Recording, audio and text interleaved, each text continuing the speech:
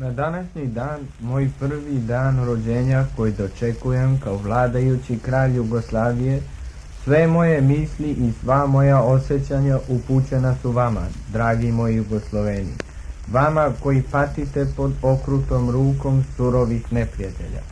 Odvojen telom od svoje mile otadžbine i od vas, ja sam srcem i dušom s vama i podnosim iste muke slušajući glas vaših patnji koji dopire svakodnevno do mene. Ja neću imati mira dok te patnje ne budu prekinute i dok ne dobijete zadovoljenje i zasluženu nagradu za stradanja kojima ste izloženi.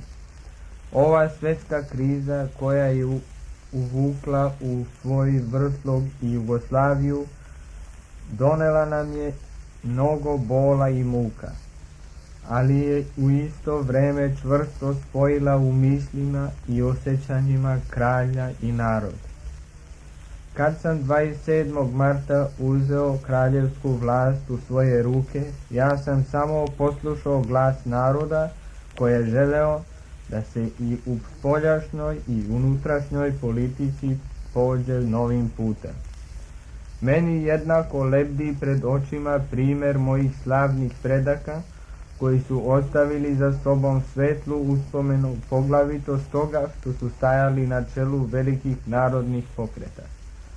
Sljedeći primjerima koji su nam već dali dokaza koliko snaga jednom narodu donosi život u slobodi, ja sam rešen da radim u slozi s narodom, a ta sloga ima se ogledati u punoj demokratskoj vladavini. Kao god što ja želim da radim u slozi s narodom, tako isto očekujem i od mojih dragih Srba, Hrvata i Slovenaca da rade u slozi jedni s drugima. Jugoslavija može biti jaka samo onda kada se i Srbi, i Hrvati, i Slovenci budu u njoj osjećali ravnopravni i u svojoj kući. A da bi mogli živjeti u Jugoslaviji kao slobodni i ravnopravni građani, i Srbi, i Hrvati, i Slovenci moraju pre svega gledati da se Jugoslavija sačuva i održi. U ovom trenutku svi naši napori moraju biti usredsređeni na jedno, a to je kako ćemo što pre uz naše moćne saveznike osloboditi našu otadžbinu. Svi oni koji pate u okupiranim krajevima neka imaju tu utehu da i njihove patnje doprinose velikom delu oslobođenja. Razglašene širom celog sveta, one moralno ruše našeg protivnika, a niko od sada nije dobio rat samo fizičkom, nego i moralnom snagom. Naša braća koja žive van naše porobljene otadžbine u slobodnim prekomorskim državama, gde se poštuju prava čoveka i naroda, učestvuju svojim osjećanjima s nama i u ovoj divovskoj borbi.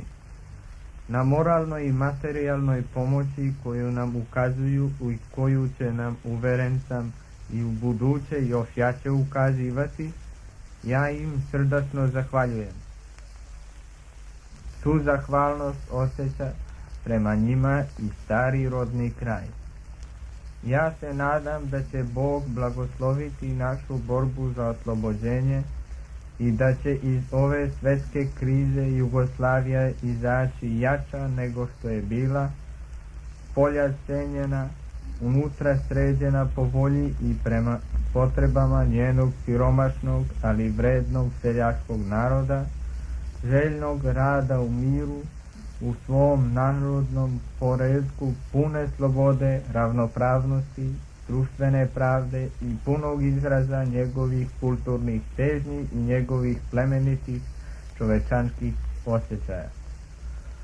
Pored toga Jugoslavija i svojim geografskim položajem i svojim tradicijama i svojim značajem i svojim vezama sa svim susjedima predodređena da bude sa savezničkom Grčkom jedan od tvoraca balkanske solidarnosti, stoga svim srcem prihvatam ideju slobode Balkana i Podunavlja i pozivam sve njihove narode koji su željni mira na saradnju i zajednicu.